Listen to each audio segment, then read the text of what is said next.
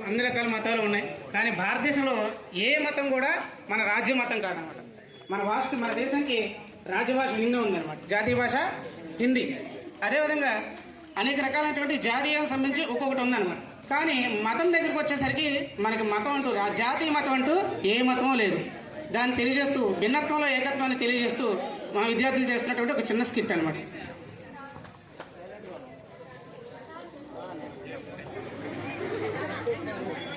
So let's welcome them with a big round of applause.